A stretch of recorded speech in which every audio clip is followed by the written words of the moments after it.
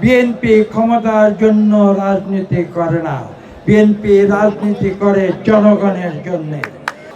দীর্ঘ সংগ্রামের পরে ছাত্র জনতার যে বিপ্লব 2024-এর 5ই আগস্ট বাংলাদেশে সংগঠিত হয়েছিল এবং যার ঢেউ শুধু বাংলাদেশ নয়, বাংলাদেশের বাইরেও বিভিন্ন দেশে গণতন্ত্রকামী মানুষকে তারা উদ্বেলিত করেছিল, উৎসাহিত করেছিল। সেই আন্দোলনের ফলশ্রুতিতে এদেশে গণতন্ত্র ফিরে এসেছে এবং সেই গণতন্ত্র ফিরিয়ে আনার সংগ্রামে সর্বপ্রধান ভূমিকা পালন করেছে বিএনপি। আমাদের নেতা আজকের বাংলাদেশের মাননীয় প্রধানমন্ত্রী জনাব তারেক রহমানের দিক নির্দেশনায় আমরা সংগ্রাম করেছি এবং বাংলাদেশে আমরা গণতন্ত্র ফিরিয়ে এনেছি।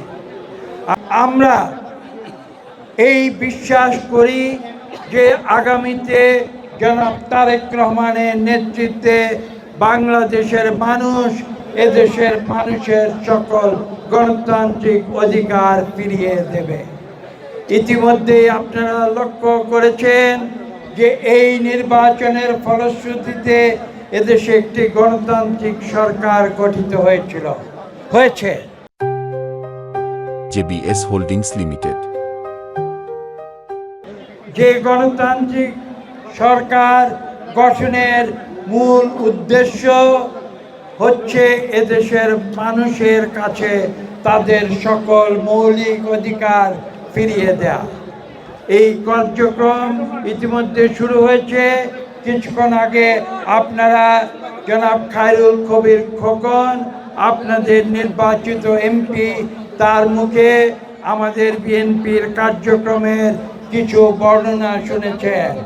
আপনাদের উদ্দেশ্যে বলতে চাই যে ইনশাআল্লাহ আগামী 5 বছর বিএনপি এই সরকারের দায়িত্ব যখন নিয়েছে তখন তারা বাংলাদেশের সকল মানুষের যে প্রয়োজন, অর্থনৈতিক প্রয়োজন থেকে শুরু করে সামাজিক সুশৃঙ্খলা থেকে শুরু করে এদেশের রাজনৈতিক অধিকার থেকে শুরু করে এদেশের মানুষের মৌলিক অধিকার থেকে শুরু করে তাদের সকল অধিকার পুনঃপ্রতিষ্ঠা করবে এবং এই উদ্দেশ্যে আমরা রাজনীতি করি।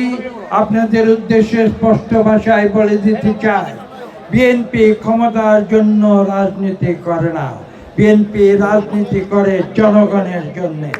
এবং এই জনগণের রাজনীতি যেটা শুরু করেছিলেন শহীদ প্রেসিডেন্ট জিয়াউর রহমান, যিনি বলেছিলেন যে রাজনীতির কোনো অর্থ থাকে না।